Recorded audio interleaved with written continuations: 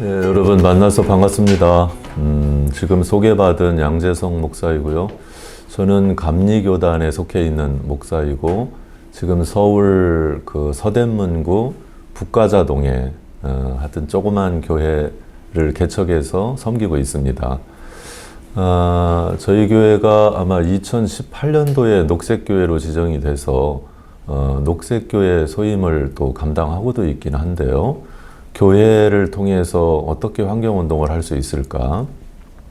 또 이제 교단에서 환경위원회 또 이제 만들어서 또 활동을 하고 있고, 또 감리교 햇빛발전소 협동조합을 또 구성해서 햇빛발전소를 교회들 혹은 교우들 가정에 설치해주는 문제도 같이 좀 병행해서 일을 해나가고 있는데요. 오늘은 하여튼 개인적으로, 교회적으로 혹은 교단적으로 행할 수 있는 환경운동이 어떤 것들이 있는가 구체적으로, 그리고 그런 운동을 개인의 삶과 교회에서 어떻게 적용할 수 있을까, 뭐 이런 것들을 한번 고민해 보면 좋겠습니다. 그래서 교회에서 실천 가능한, 그리고 지금 이 시대의 환경 현안들에 대해서 어떻게 기독교인들이 이 현안을 볼 것인지, 대응할 것인지, 그리고 또 대안적 삶은 없는 건지, 뭐 이런 차원에서 같이 한번 생각을 해보겠습니다. 첫 번째가 이제 생각해 보기인데요. 잠깐 한번 눈을 감아 보시고, 눈을 한번 감고 마음을 모아 볼까요? 여러분의 생각의 초점을 한번 지구본을 한번 생각해 보면 좋을 것 같아요. 그래서 지구가 지금 어떤 상황인지 한번 생각해 보는 시간 갖도록 하겠습니다. 한 1분 정도만 여러분이 지구가 되어서 지구를 한번 느껴보고 또 만져보고 또 지구의 소리를 들어보고 그런 시간을 한번 가져보겠습니다. 한 1분 정도만 우리가 눈을 감고 침묵으로 지구가 되어 보겠습니다.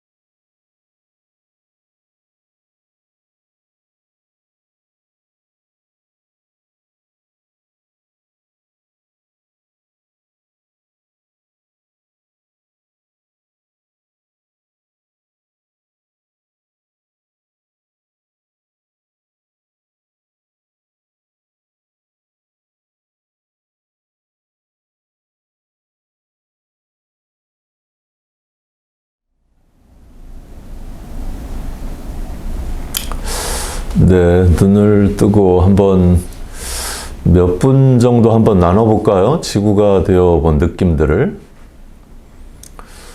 우리 양희창 선생님 한번 지구가 되어본 느낌을 한번 나눠보실까요? 들리십니까? 네네네. 예.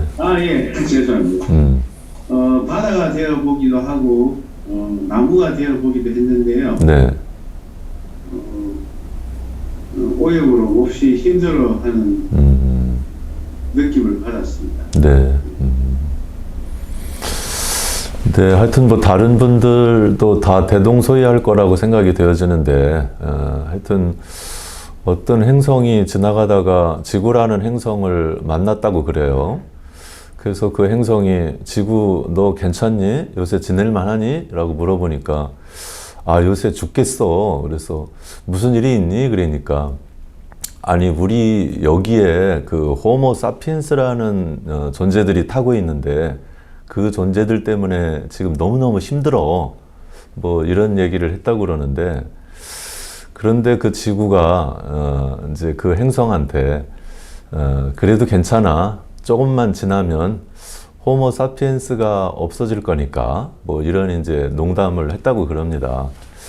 하여튼 지금 지구가 이제 상당히 위기라는 얘기도 있고 어렵다라는 얘기도 있는데, 하여튼 이 인간들의 삶 때문에 이제 매우 어려운 상황이라고 보여지고요.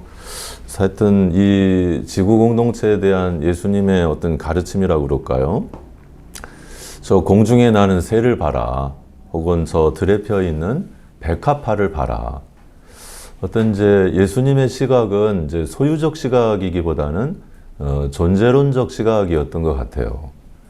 그래서 사실상은 이 새라고 하는 존재를 들여다보면 이 새가 혼자 저 스스로 존재할 수 없었던 거죠.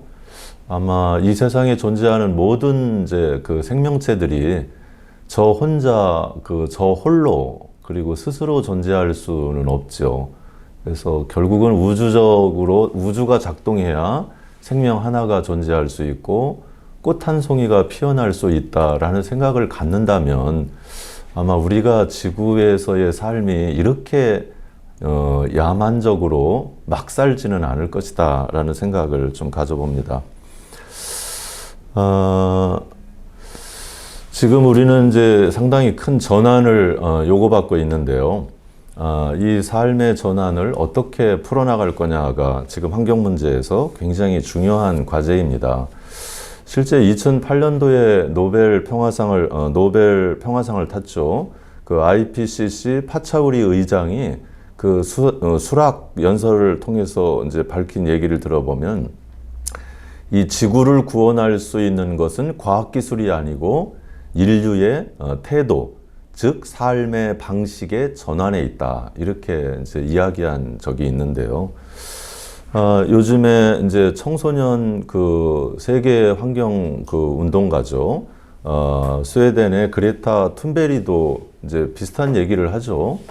지금이야말로 미래 세대의 삶을 이제 구원할 수 있는, 지구를 구원할 수 있는 길은 인류가 삶의 방식을 바꾸어야 한다라는 얘기를 하는데요. 결국은 지금 이대로 가다가는 지금 인류는 물론 지구 전체도 붕괴될 수 있다라고 하는 게 지금 환경운동가들, 또 생태 전문가들, 미래학자들의 얘기인데요. 결국 그것을 해결할 수 있는 길은 삶을 전환하는, 인간의 삶의 태도, 방식을 전환하는 길에 있다라고 얘기를 하고 있습니다. 그래서 이제 소유라고 하는 소유 중심적 삶에서 이제 존재론적 삶으로의 전환, 혹은 탐욕에서 기부로, 혹은 소비에서 나눔으로, 혹은 풍요에서 단순하고 소박한 삶으로, 그리고 과소비에서 절제로, 그리고 단절에서 관계 회복으로 라고 하는 그런 대전환적 의미를 나는 그 코로나19가 인류에게 지금 요구하고 있다라고 생각이 되어집니다. 실제 이 코로나19와 이 교회의 전환을 한번 고민해 보면 이 코로나19 팬데믹은 지금까지 한 우리나라에서 9만 5천 명 정도의 확진자가 나왔고 지금 한 1,600명 정도의 사망자가 나왔습니다. 세계적인 수치로 보면은 한 1억 2천만 명 정도가 확진이 됐고 사망자만도 한 300만 명에 이르고 있습니다. 아주 이제 굉장히 대규모로 이렇게 감염을 시키고 희생자를 만들고 있는데요. 이 코로나19가 전국에 퍼뜨려 나가면서 교회에도 굉장히 큰 위기를 좀 이제 가져오게 됐죠. 갤럽 조사에 의하면은 지금 호감도 면에서 1년 전에 비해서 지금 10%나 지금 떨어진 것으로, 그래서 한 32% 정도 기독교에 대한 호감도가 지금 한 20% 정도로 지금 호감도가 떨어졌고, 지금 하여튼 그 기독교 신도가 아닌 일반 대중들이 기독교에 대한 호감도는 한 8%에서 9%밖에 되지 않는, 그래서 거의 일반 사람들은 기독교에 대한 신뢰도를 가지고 있지 않다라고 하는 것이 지금 이제 갤럽 조사의 결과들로 보여지고 있습니다.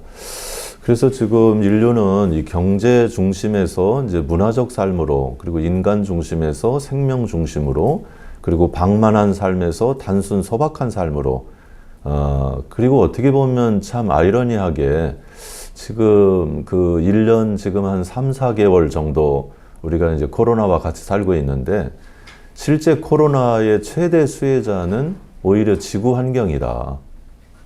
사실 이제 그 교통과 이런 이제 항공, 뭐 사람들의 소통 이런 것이 단절되고 축소되어지면서 오히려 생태계의 건강 지수가 높아지는 이런 현상들이 벌어지고 있다면 결국 인간의 그간에 방만했던 이제 소비성 삶들이 지구 자체에 큰 부담과 힘겨움을 가져다 주었다라고 이렇게 보아지고요. 그리고 실제 지구가 인간에게 요청하고 있는 그 삶의 양식들은 지금 멈추라, 뭐 이제 홀로 있어라, 혹은 이제 금욕이나 절제, 침묵, 뭐 단순, 독서, 산책 이런 것들을 이렇게 좀 이제 음미하면서 들여다보면 결국 이런 것은 옛날에 수도원에서 이제 하여튼 수도원 덕목들이거든요. 그래서 오히려 지금 인간의 방만한 삶을 중단하고 오히려 수도원적 삶으로의 전환을 어쩌면 이 코로나가 인류에게 지금 길을 좀 이렇게 제시하고 있는 게 아닌가. 그래서 그렇게 되지 않으면 결국 수도원적 삶으로 가지 않으면 결국 인류의 미래는 지금 전제가 불가능하다. 이런 경고성으로 좀 받아들이면 좋겠다 싶습니다. 성경 말씀을 보면 이제 하나님이 하늘과 땅을 지어내셨다. 그래서 결국은 이 세상은 하나님에 의해서 창조된 하나님의 형상을 닮은 어쩌면 하나님의 신성을 그 속에 갖고 지음받은 존재들이다. 이렇게 보아질 수 있고요. 그리고 이 하나님이 지으신 세상을 보고 참 좋아했다. 그리고 인간에게 이 세상을 잘 돌보고 지키라고 이렇게 말씀하셨죠. 부탁을 하셨죠. 그걸 보면은 지금 창조 세계를 잘 돌보고 지키는 일은 하나님이 최초의 인간에게 부탁한 사명이다. 최초의 이 선교적 사명이다. 이렇게 보아지면 지금 이 환경 문제는 지금 근본적 하느님의 선교와 맞닿아 있다라고 이렇게 보아집니다. 환경의 의미로 보면 지난 100년 동안에 인류가 저지른 가장 큰 범죄 행위는 생태계 파괴다. 이제 토마스 벨이라고 하는 생태신학자가 그렇게 말씀하셨는데요. 그래서 환경 파괴는 자연 세계에 부여해 주신 하느님의 은총과 신비, 하나님조차도 경탄하신 자연의 영감을 무너뜨린 것이다. 이건 굉장히 이제 어떤 신성 모독에 가까운 그런 환경 파괴를 그렇게까지 보아졌습니다. 그래서 인류가 자연을 그저 이용과 개발의 대상으로만 보게 된 것이야말로 환경 재앙이라는 가장 큰 불행을 자초하게 됐다.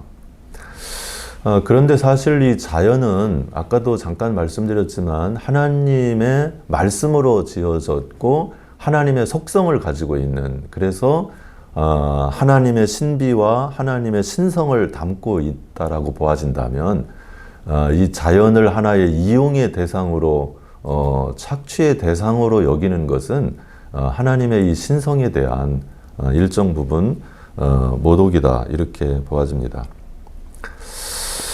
21세기는 이 생태시대라고 이렇게 얘기하는데요. 그거는 이제 환경 위기이기 때문에 이 위기를 극복하기 위한 하나의 대안으로도 생태시대가 되어야 된다라고 하는 요청이기도 하고, 아니면 이 생태시대를 열지 않으면 인류의 이 미래는, 인류의 삶은 존속하기 어렵다라는 차원에서도 반드시 생태시대를 열어야 된다라는 시대적 요청으로도 이렇게 들려집니다.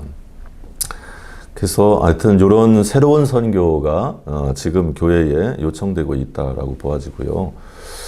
그럼 지금 이제 지구가 이제 그 열이 올라가고 있다. 지구가 열이 난다는 건 마치 우리 몸이 열이 나는 거랑 비슷한 이치인데 결국은 몸에 열이 생겼다라고 하는 건 어디가 아프다는 거죠. 그래서 지구가 지금 어디가 많이 아프다. 그래서 아파서 지금 열이 지금 계속 올라가고 있는 건데, 이 열을 해결하지 않으면, 식히거나 이 열을 올라가는 거 근원을 해결하지 않으면 결국은 계속 열이 올라가서 스스로 붕괴될 수밖에 없다라고 하는 것인데요. 이 지구가 강도를 만나서 지금 몹시 힘든 상태인데 이 강도가 지금 누구냐? 그리고 이 지구를, 강도 맞는 지구를 살려줄 수 있는 존재 또한 누구냐, 이런 문제를 우리가 좀 고민해 볼 필요가 있습니다. 실제 창조 세계를 보면 맨 마지막에 그 사람을 창조하시는데, 사람을 창조의 꽃으로 이렇게 창조하시는데, 지금 오히려 인간은 이 창조 세계의 암덩어리가 되지 않았나. 그래서 창조 세계를 가장 크게 해치고 파괴하는 그런 존재로 지금 전락되어 버렸다라는 차원에서 지구는 지금 인간이라는 강도를 만나서 지금 고난 중에 있다라고 봅니다. 이제 환경이 지금 오히려 이제 인류를 역습해 오고 있는데요. 그건 그간의 인류가 환경에 가했던 그런 이제 폭력들을 오히려 지구가 다시 그 폭력을 가한 인간에게 다시 되돌려내고 있다라는 것인데요. 하루에 150종에서 200종 정도의 동식물이 사라지고 있는데, 이 사라지는 속도는 일반 자연스러운 그 멸종 속도의 한 100배에서 1000배 정도 빠른 속도로 지금 멸종을 하고 있다고 그럽니다. 하루에 6천만 평의 숲이 사라지고 있고, 하루에 1억 톤의 온실가스가 배출되고 있습니다. 그리고 하루에 4만여 명이 굶어서 죽어가고 있는데요. 우리나라는 1년에 한 7억 톤에서 8억 톤 정도의 온실가스를 배출하고 있어서 사실 세계에서 10위권 안에 온실가스를 배출하고 있습니다. 2100년에는, 이대로 가면 2100년에는 그럼 지구가 어떤 상황이 되느냐. 지구의 온도가 6도까지 상승할 것이다 라고 예측을 하고 있습니다. 그리고 지금 지구의 이 절반이 사막이 될 것이다. 그리고 생물의 80%가 멸종될 것이다. 그리고 인구는 90억 명이 될 것이다. 그리고 물을 찾아서 나선 난민이 수십억 명에 이른다면 결국은 환경 난민들로 인해서 지구는 아수라장이가 될 거다. 어쩌면 이 환경 그 재앙으로, 아니면 이 식량 부족으로 인한 전쟁으로 인류는 그야말로 하여튼 생지옥과 다르지 않은 상황이 연출될 것이다 라고까지 내다보기도 합니다. 그래서 식량 위기가 굉장히 심각해질 것으로 예상되어지고요. 해수면 상승, 해수면이 높아질 경우에 상당히 이제 큰 폭으로 높아질 것이라고 보는데, 한 1m 정도만 해수면이 높아져도 실제 지구의 20억 명 정도가 지금 살고 있는 곳에서 다른 곳으로 이사를 가야 할 정도로 지금 심각한 상황으로 재현되고 있습니다. 생태계 위기는 전방위적으로 이렇게 오고 있어요. 그래서 지구온난화라고 하는 것으로 지금 엄청난 재앙을 만들어내고 있고, 오존층이 파괴되고, 그 다음에 토양, 대기, 수질, 먹을거리, 그리고 신종, 질병, 쓰레기, 방사능까지 하여튼 인간에게 가장 필요한 이런 부분들이 하여튼 전체적으로, 총체적으로 지금 오염되고 파괴되고 있다. 그것이 곧 인류의 위기이고 지구의 위기로 지금 다가오고 있습니다. 환경을 파괴하는 것들의 이제 대표적인 게 한 4가지가 이제 이렇게 급등을 하고 있는데요. 이게 이제 온실가스가 이제 지금 급등을 하고 있는 거죠. 이미 이제 그 상한선, 임계점을 지금 넘어서고 있다라고 보고 있는데요. 그 부분, 그 다음에 멸종이 급등하고 있다. 그리고 소비가 급등하고, 인구 증가가 급등하고 있다라고, 이런 이제 4가지 급등이 결국은 이 지구 생태 위기를 만들어내고 있습니다. 그래서 이 원인은 결국 인간의 탐욕에서 이렇게 생겨진 것이고요. 그렇지만 인간이라는 존재는 하느님의 형상을 가진 그런 신성한 존재고 우주적 존재다라고 하는 것에 대한 새로운 인간론, 우주론이 제시되지 않으면 결국은 이러한 세계관에 의해서 붕괴될 수밖에 없다고 보고 있습니다. 그렇다면 이제 이 하느님이 이 지구 생태계, 그리고 인간의 어떤 그런 이 인간을 창조하신 이 과정은 어떻게 기독교 신앙으로 볼 수 있느냐라고 하는 것인데요. 일단은 이 창조 영성적 차원으로 보면 모든 존재는 하나님이 창조하신 것이다 라고 하는 것을 토대로 우리가 좀 고민해 볼 필요가 있다. 그럼 모든 존재 안에는, 생명체 안에는 다 하나님의 신성이 들어있고 그것이 이제 창조성, 창조력이라고 이렇게 볼 수 있는데 그 창조성과 창조력으로 인해서 사실 생명 활동이 이루어지고 그리고 선을 지향하게 되어지고 궁극적으로는 하나님을 추구하게 된다. 그러니까 인간이 하나님을 신뢰하고 하나님을 믿고 나가는 것 또한 그건 인간이 잘나서이기보다 이미 인간의 DNA 속에 하나님을 추구하도록 창조되어져 있다라고 하는 것이죠. 그래서 이미 인간은 신성한 존재로 그 신비한 빛을 가지고 있는 거룩한 존재들이다. 그럼 인간만 그러냐? 그렇지 않다. 모든 생명체들은 다 하나님의 말씀으로 지어졌고 하나님의 형상과도 같은 존재들이다. 이제 그렇게 본다면 내 생명과 그리고 인간의 생명이 소중하듯이 이 땅에 존재하는 모든 생명체들이 다 소중한 존재들이다 라고 하는 것, 그것이 이제 창조 영성의 가장 기본이 되는 것이고요. 그래서 그 모든 창조물 안에는 하나님의 선언적 은총, 녹색 은총이 있고 그리고 이 모든 자연의 질서, 창조 질서에 의해서 하나님이 움직여가고 계시고 모든 생명체들은 그 질서에 순명하면서 살고 있다라고 하는 것이죠. 그런데 유독 이 창조 질서를 거부하고 뛰쳐나온 존재가 결국은 인간이다. 그래서 이 인간의 삶에 오만한 삶에 의해서 결국에 가서는 이 창조의 질서가 이제 파괴되어져 가고 있고 이 질서가 무너지면서 생태계 전반이 흔들리고 있다라고 보아집니다. 그런 차원에서 우리가 창조 질서를 보존하는 이 창조 세계의 청지기직 사명을 고민하고 회복하는 일은 그 어떤 신앙적 일보다 중요하다. 이렇게 볼 수 있겠습니다. 기독교의 세계관을 한번 보면은 그 당시에 이제 예수께서 이제 건설하려고 하는 이제 세계가 하나님의 나라였어요. 그건 그 당시 세계에는 로마라는 제국이 지배하고 있고 로마라는 제국은 이제 그 힘에 의해서 사실은 몇 사람들의 특권층에 의해서 이제 지배되어지는 세계였죠. 그렇지만 하나님의 나라는 이 로마 제국과는 이제 상반된 개념으로 몇몇 특권층들에 의한 것이 아니라 대다수의 정말 가난하고 보잘것없는 사람들 그리고 민중 대중들이 중심이 된 그분들에게 해방과 구원이 이루어지는 이제 그분들이 주인이 되어지는 그런 세상으로서의 이제 하나님의 나라를 얘기하게 됩니다.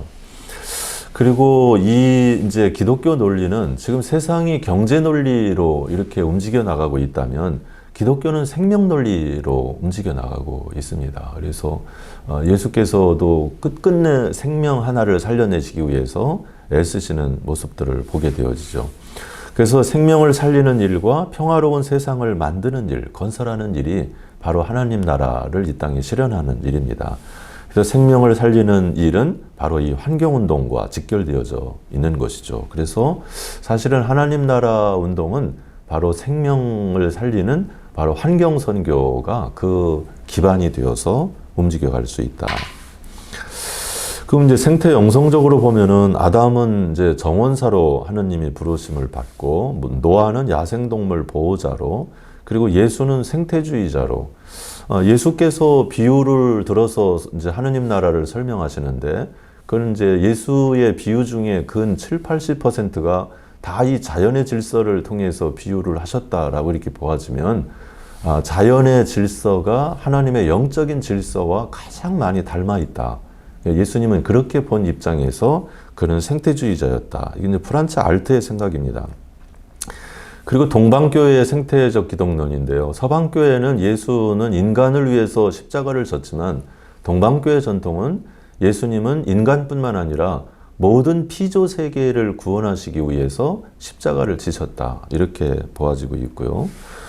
그리고 5세기, 6세기 베네딕트의 그 수도원의 이제 그 생태관은 자연을 파괴하는 행위는 그 신성 모독죄다. 이렇게까지 보았습니다. 그리고 이제 7세기 영국의 켈트 성인들은 자연의 존경과 친교를 보냈고요. 그리고 11세기에 이 프란치스코는 지구를 하나의 어머니로, 그리고 태양을 그 아버지로, 그리고 달을 여성으로, 그리고 이 모든 이 생명체들을 다 형제와 자매로 이렇게 생각했죠.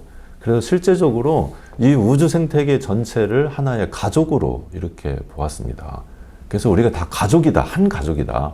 그런 차원에서 우리가 이제 이런 영성적 접근을 할 필요가 있고, 독일의 빙겐의 힐데가르트는 자연은 하나님의 연인이다. 그래서 자연이 너무 아름다워서 하나님은 당신의 연인인 자연을 만나기 위해서 매 순간 자연을 찾아오신다. 이렇게 말씀하셨고, 마이스터 에카르트라고 하는 분은 자연은 하나님의 말씀이다. 그래서 이 에카르트는 아침 저녁으로 매일 산책을 하셨는데, 산책을 하고 돌아오면 하나님의 말씀을 잘 읽었다. 그래서 사실은 성서 이전의 성서가 기록되기 이전에 사람들은 바로 이 자연 만물을 통해서 하나님의 뜻을 읽어갔고, 그리고 하나님의 뜻을 받아들이게 됐다라고 하는 것이고요.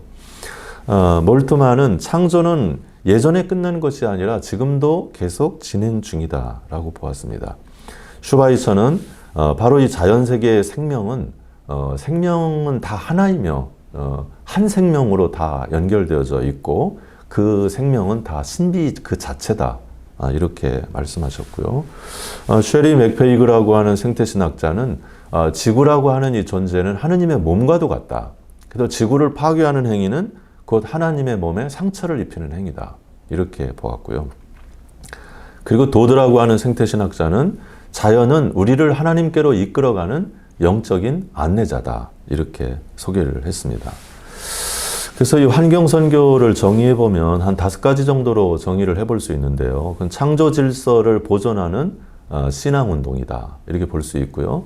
그 다음에 정신운동이다. 생명 평화적 세계관을 확장시키는 정신운동이다. 이렇게 볼 수 있고, 그리고 이제 이 생명을 구체적으로 살려내는 생활운동이다. 그리고 이 생태계 전반이 다 한 존재로 연결되어져 있는, 우리가 온 우주가 다 한 몸뚱아리 안에 들어와 있는 그런 생태운동이다. 그리고 이 자연과 교분하고 친교를 나누고 사귀는 일이야말로 하나님과 깊은 친분을 나누는 것과 같다. 그런 의미에서 이제 이거는 영성운동이다. 이렇게 좀 보았습니다. 그럼 어떻게 개인의 삶을 개인의 삶을 생태적으로 이제 조절해 갈 수 있을까? 그것은 이제 그런 신앙, 창조 신앙을 갖는 일과 생태적 감수성을 회복하는 일이다. 우리가 이제 꽃을 보든 나무를 보든 뭐 이런 이제 산책을 하면서 늘 자연과 소통하고 사귀는 일, 이것이 결국은 그 창조 세계의 이제 창조의 감수성, 생태적 감수성을 회복하는 일인데, 그 굉장히 중요한 의미를 가지고 있습니다. 뭐 재생용지, 이면지 사용, 뭐 천연세제를 사용한다든지, 뭐 재활용한다, 개인컵을 지참한다든지, 물은 반드시 받아 쓴다, 여름엔 노타이, 겨울엔 내복 입기, 뭐 대중교통이나 자전거를 이용하기, 걷기, 뭐 생협을 이용해서 그 먹거리를 생협을 이용한다든지, 친환경 농산물을 활용한다든지, 텃밭을 통해서 직접 자기가 먹을 양식을 조금이라도 자급한다든지, 친환경 선거 때에 친환경 후보를 지지해서 친환경 정책을 더 강화한다든지, 환경교육에 참여한다든지, 아니면 환경보존운동에 동참하고, 이런 거대한 환경 파괴 그런 정책에 맞서서 그런 반대운동을 펼친다든지, 뭐 환경단체를 지원하고 기도하고 환경단체의 회원이 된다든지, 뭐 이런 개인적으로 우리가 이제 그런 환경적 그 기반을 가지고 늘 삶을 재구성해 보는 것이 굉장히 중요한 의미를 가지고 있다고 봅니다. 그렇다면 우리 가정을 어떻게 좀 푸르게 할 수 있을까라는 건데요. 여러분 주변엔 다 생협이라고 하는 이제 이제 협동조합이 있습니다. 이건 먹을거리를 이제 조금 이렇게 공급하는 그런 그 마케트인데요.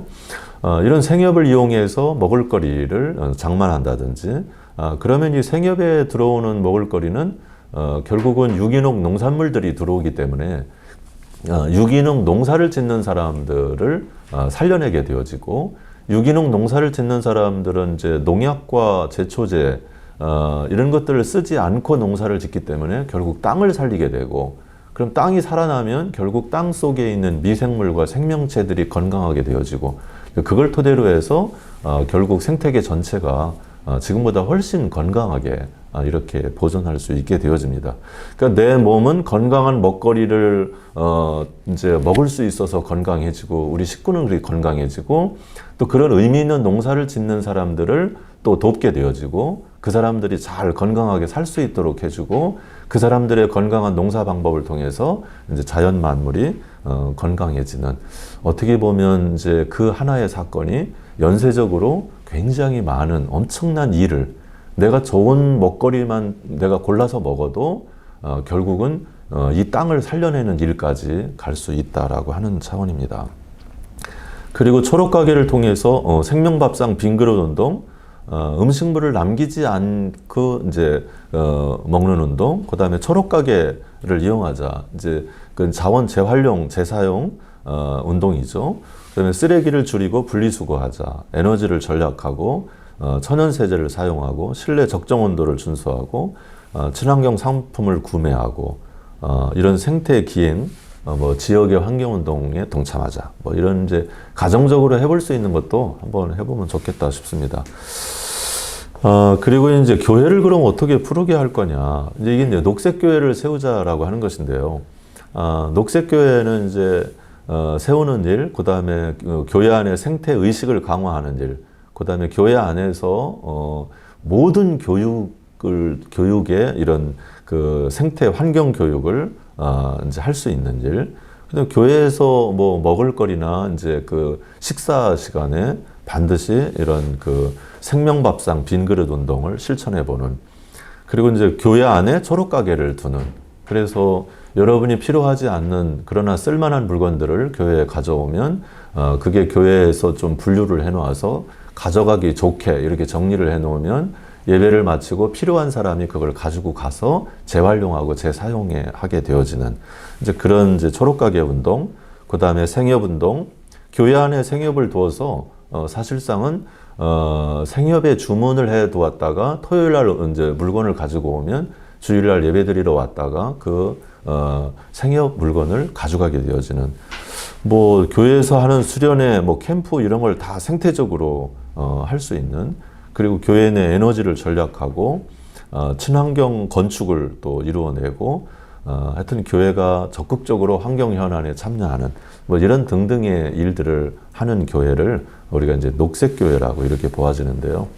녹색교회는 한 7가지 정도의 이제 그런 추구를 하게 되는데요. 창조 영성을 이제 믿는 교회가 녹색교회죠.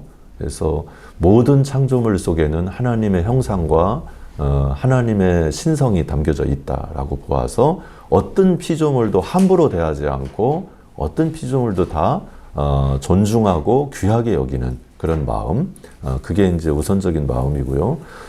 그리고 이제 그 모든 피조물 속에는 녹색 은총이 들어있다라고 믿고, 그 다음에 창조 보존, 질서 보존 운동이 하나님이 교회에 위임한 중요한 선교이다라고 하는 것이고, 이제 생명 살림에 힘쓰고 평화로운 세상을 실현하는 데 참여하고, 그리고 절제의 삶을 추구하는 이러한 교회를 우리가 녹색교회로. 그래서 녹색교회는 이제 환경주의를 성수하고, 뭐 이제 신음하는 피조물을 위해서 기도하고, 창조세계 보전을 위해서 설교하고, 그 다음에 교육하고 훈련하고, 환경 전담 부서를 두고 환경 재정을 지출하고, 불필요한 행사는 줄이고 간소화하고, 교회의 냉난방을 절제하고, 중고품, 재활용품, 환경상품을 애용하고, 이런 거를 교회 시스템 안에 이제 두는 교회를 의미합니다. 그래서 이런 백석교회 같은 경우는 이제 대표적으로 초록가게를 아주 잘 하는 교회입니다. 그래서 여기는 전문 매장을 하나 두어서 이렇게 초록가게를 확장시켜 나가고 있고요. 김제 들녘교회는 이제 유기농 농산물을 만들어내는 교회입니다. 특별히 도시교회랑 연동해서 먹을거리를 직접 거래하는, 그래서 도시교회가 내려와서 농활도 하고, 또 겨울에는 농촌에 있는 이 김제교회가 서울로 올라와서 서울 나들이도 하게 되어지는, 그래서 도농 이 교회가 서로 연합하고 강단교류도 이루어지고 행사도 같이 하고 그런 생태 환경 교육도 같이 하는 그런 아주 모범적인 교회로, 뭐 새만금 반대 운동이나 그쪽에 이제 GMO 반대 운동에 대표적으로 참여하는 교회이기도 하고요. 도시에서 한 500여 명 모이는 이 청파교회도 그 교회 내부에 초록가게와 생협이 있고 생명밥상 빈그릇 운동을 철저하게 지켜나가고, 한 300여 명 정도가 밥을 먹는데도 불구하고 음식물 찌꺼기가 한 1kg도 나오지 않는 그런 아주 철저하게 생명밥상 빈그릇 운동을 실천하는 그런 교회이기도 합니다. 지평교회는 교회 내부에 이렇게 이제 그 환경교육센터를 두고 이 환경교육센터를 통해서 교인들뿐만 아니라 지역사회에 여러 사람들의 환경 지도자를 양육하는 그런 일들을 해나가고 있고요. 상샘 자연교회는 아예 그냥 교회가 시골, 그런 깊은 시골로 들어오셔서 교인들이 그냥 다 주변에 집을 짓고 생태 공동체 마을을 형성해서 아예 대한마을 공동체를 형성하고 진행하는 그런 교회입니다. 고기교회도 이렇게 이제 뭐 목공학교나 생태 도서관이나 자연학교를 운영해서 이런 녹색교회를 조금 더 이제 그 활장시키고 있습니다. 이 밭들교회도 이제 유기농사를 주로 짓고 있는 교회인데요. 이렇게 오리농법이나 우렁이농법을 토대로 농사를 짓기도 하고, 그리고 교회 건축도 이렇게 흙벽돌로 이렇게 건축을 하고, 그리고 이제 화장실도 생태 화장실로 이렇게 운영을 해 가고 있습니다. 그래서 하여튼 이런저런 교회들의 모습들이 어떻게 하면 자연과 이제 친화적으로 자연에 덜 부담을 주는 그런 삶을 구성하고 살아갈까를 고민하는 그런 교회의 모습을 볼 수 있습니다. 저희 교회 같은 경우도 저희 교회는 한 3가지 정도의 이제 그 중심축을 가지고 있는데, 하나는 마을교회입니다. 그래서 마을과 어떻게 소통할까, 그리고 마을의 과제가 어떻게 교회의 과제가 될까, 그리고 마을의 문제가 어떻게 교회의 기도 제목이 될까. 그래서 철저하게 로컬 처치의 의미를 이제 갖는 거죠. 그 지역에 있으면서 그 지역 사회와 아무런 관계없는 교회가 아니라 그 지역 사회와 깊이 소통하는 그런 교회로서의 마을교회. 그리고 또 하나는 이제 어떻게 기독교 정체성을 가지고 진정한 기독교회를 세울 수 있을까. 그런 차원에서 예수라고 하는 분의 삶을, 가르침을 그대로 받아서 순명하고 살아보자. 그래서 예수 살기를 실현하는 교회를 이렇게 좀 기둥을 세워봤고요. 그리고 나머지 한 기둥이 이제 녹색교회 기둥입니다. 그래서 창조 그 신경, 창조 그 자연신경을 토대로 해서 창조질서 보존운동, 그리고 교회 내부에서 해볼 수 있는 다양한 그런 이제 환경 문제를 실험해보고, 또 지역사회에 이제 에너지 자립 마을들을 구성해보고, 그걸 협력해보고, 그리고 이제 기독교 환경운동연대와 함께 다양한 그런 환경 살리기 운동에 동참하고 있습니다. 그러면 이제 지금 우리나라의 대표적인 환경 현안들은 어떤 현안들이 있는가, 그리고 지금 이제 대안들은 어떤 대안들이 펼쳐질 수 있을까를 한번 생각해 보면, 이렇게 탈핵운동, 송전탑 저지운동, 새만금 해수유통운동, 케이블카 반대운동, 지리산 모노레일 반대운동, 기후 비상행동, 그리고 생명의 강 살리기 운동, 가덕도 신공항 반대운동, 뭐 이런 이제 환경 현안들에 대한 운동들이 있고, 대안운동으로는 생명밥상운동, 생태교육운동, 에너지전환운동, 햇빛발전소 설치운동, 초록가게운동, 생태감수성 교육운동, 생태마을운동, 은총의 숲 조성 뭐 등등 이런 대안들을 좀 해볼 수 있지 않을까 싶습니다. 초록가게는 아까도 말씀드렸지만 지금 인간들은 마치 우리 당대의 모든 자원을 쓰고 그냥 끝날 것처럼 지금 과소비를 하고 있습니다. 어쩌면 미래 세대가 써야 될 자원까지도 다 지금 끌어다 쓰는 입장이죠. 그래서 미래 세대가 더 이상 쓸 것이 없을 정도로 지금 자원이 고갈되고 있는, 그래서 지금 자원을 최소화시키고 그리고 최대한 재활용하고 재사용할 수 있는 구조로 가지 않으면 앞으로 미래 세대는 생존이 불가능하다라고 하는 차원에서 이런 초록가게 혹은 녹색가게 이런 운동, 재활용 운동을 할 수 있고요. 환경주일은 우리가 84년부터 지금 지키고 있는데요. 한국교회가 6월 5일이 환경의 날인데 그래서 6월 첫째 주일을 환경주일로 정해서 지키고 있습니다. 그래서 모든 교단들이, NCC 가맹 교단들이 이 환경주의를 잘 지킬 수 있도록 그렇게 해나가시면 좋겠고요. 생명밥상 빈그릇 운동이라고 하는 거는 일단 먹거리를 유기농산물로 그리고 특별히 우리나라 농산물로 이제 그 음식을 먹거리를 준비하고 그리고 이미 먹을 만큼만 만들고 그리고 만든 음식은 다 버리지 않고 다 소비하는 거로 그러니까 그 음식물 찌꺼기를 남기지 않는 그런 그 밥상을 하자. 그게 이제 빈그릇 운동인데요. 실제 우리나라 남한 사람들이 1년 동안 이제 먹고 남은 음식물 찌꺼기가 한 18조 원 정도 된다고 그럽니다. 그럼 이제 북한 사람들이 1년 동안 먹을 양식이 한 15조 원이라고 그러는데 우리나라 사람들은 북한이 1년 동안 먹을 양식보다도 더 많은 거를 음식물 쓰레기로 버리고 있고 또 이 음식물 쓰레기를 처리하는데 엄청난 비용을 또 들어야 됩니다.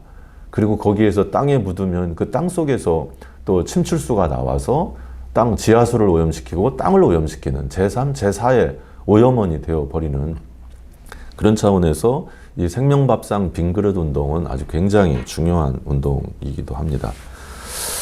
그리고 이제 환경교육은 오늘과 같은 이런 뭐 줌으로 환경교육을 할 수도 있고 집에 그 교회에서 이제 다양한 방식의 환경운동 교육을 할 수 있고 요즘에는 환경 도서들이 정말 많이 나와서 환경에 관련된 책 읽기 모임도 할 수 있고 다양한 방식으로 그렇게 환경교육을 해볼 수 있습니다.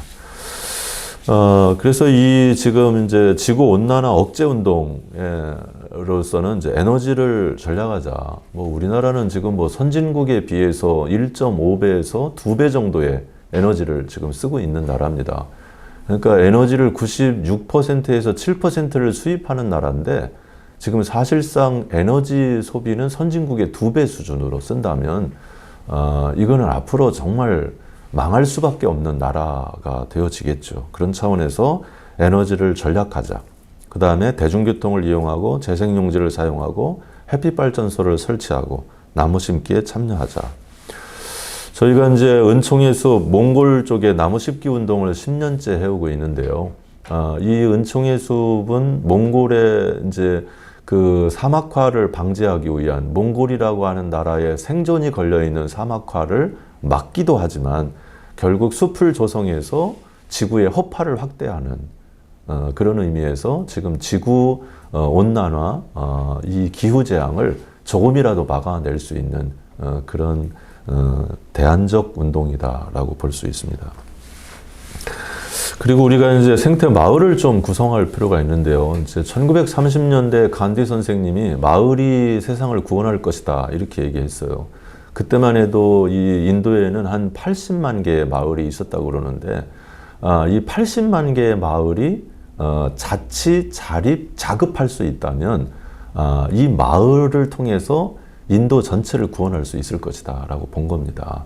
아마 이 말은 지금도 유용하지 않을까 싶습니다. 그래서 하여튼 그 단위로 에너지를 자급하고 먹을거리를 자급할 수 있는 그런 마을, 그런 생태 마을이 뭐 우리 그 남한 곳곳에 이렇게 만들어질 수 있다면 앞으로 그 마을이 결국은 이 지구를 구원하지 않을까 싶은 생각입니다. 실제 저는 이제 한 개 면에 한 13개에서 15개 마을이 있고 또 한 군에 한 10개에서 15개 정도의 면이 있고 또 한 도에 한 15개 정도의 군이 있습니다. 그리고 우리나라에 지금 뭐 한 열 몇 개의 도와 광역시가 이제 연대해서 전체 나라를 형성하는데요. 결국은 저는 한 개 면을 바꿀 수 있는 거는 한 3개 정도 마을만 아주 생태적으로 자급자치를 할 수 있다면 난 면을 바꿀 수 있고, 그런 면이 한 3개 정도만 있다면 군을 바꿀 수 있고, 그런 군이 3개 정도 있다면 도를 바꿀 수 있다. 그런 차원에서 이 마을운동은 우리가 한번 해볼 수 있는, 그리고 교회가 해볼 수 있는 굉장히 중요한 운동이 될 수 있다라고 봅니다. 우리가 이제 4대강 지금 개발 반대 운동에 이제 앞장을 서왔고, 지금은 이 4대강 개발에 지금 그 사찰 문건이 이제 만들어져서 이제 종교 진영에도 이제 그런 사찰이 이루어졌음을 이제 알게 되어졌는데요.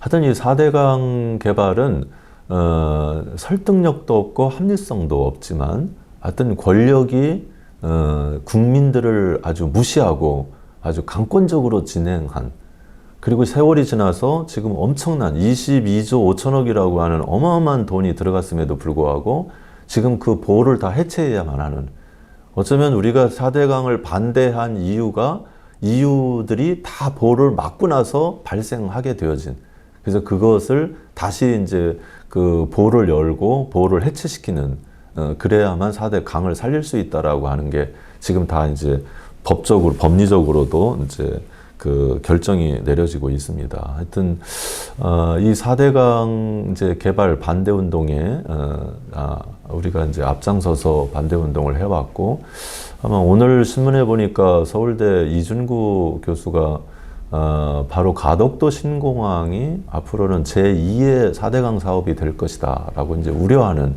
그런 글을 쓴 걸 읽어보았는데, 하여튼 그런 저런 부분에 지금 이 생태계를 잘 보존하고 잘 가꾸어야 되는 이런 시점에 이런 엄청난 생태계를 파괴하는, 가공할 만한 그런 건설 그 사업들이 진행되고 있는 것은 정말 불행한 일이다 싶습니다. 뭐 제주 해군기지 관련해서도 저희가 반대 운동을 펼쳐왔고요. 이 탈핵 운동, 2011년도 후쿠시마 핵발전소 4기가 폭발하면서 일약 세계적인 이슈가 되어졌는데요. 실제 우리가 미국의 78년도 스리마일 섬에 핵발전소 폭발이 하나 있었고, 그 다음에 이제 86년도에 그 소련의 체르노빌에 이제 그 핵발전소가 또 폭발했고, 지금 2011년도에 이렇게 이루어졌는데, 실제 이거는 관리자의 잘못으로, 혹은 이제 기기 고장으로, 혹은 자연 재해로 이렇게 아주 다양하게 이제 이 핵발전소가 폭발되는 이제 경험들을 우리가 가졌고, 지금 뭐 후쿠시마 같은 경우는 10년이 됐음에도 불구하고 지금 불을 끄지 못하는 핵 연료봉을 아직 식히지 못하고 있는, 계속 그 속에는 수천 도가 넘는 핵 연료봉이 계속 타고 있는, 그거 주변을 식히느냐고 엄청난 지금 이제 그 오염수가 만들어졌고, 오염수가 더 쌓을 곳이 없어서 바다로 다시 방류하게 되어지는, 그 방류된 오염수가 1년 만에 우리나라 동해안으로 온다라고 이렇게 이제 보고들을 하고 있어서, 이거는 이제 핵은 인간과 이 지구와 핵이 공존할 수 없는 구조다. 이런 차원에서 핵과 이 하느님을 섬기는 신앙도 공존이 불가능하다라는 차원에서 탈핵운동을 펼치고 있고, 지속가능한 에너지로 지금 전환하자고 하고 있죠.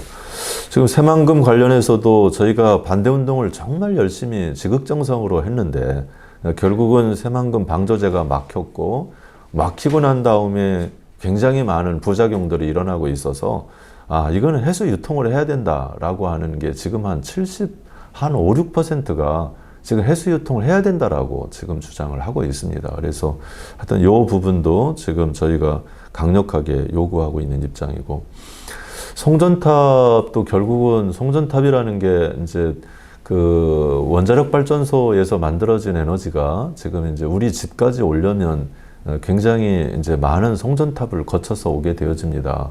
근데 그 송전탑이 세워지고 그 송전 선로가 이루어지는 마을에는 어마어마한 그런 전자파들이 형성이 되어져서 이렇게 반대운동 하는데요.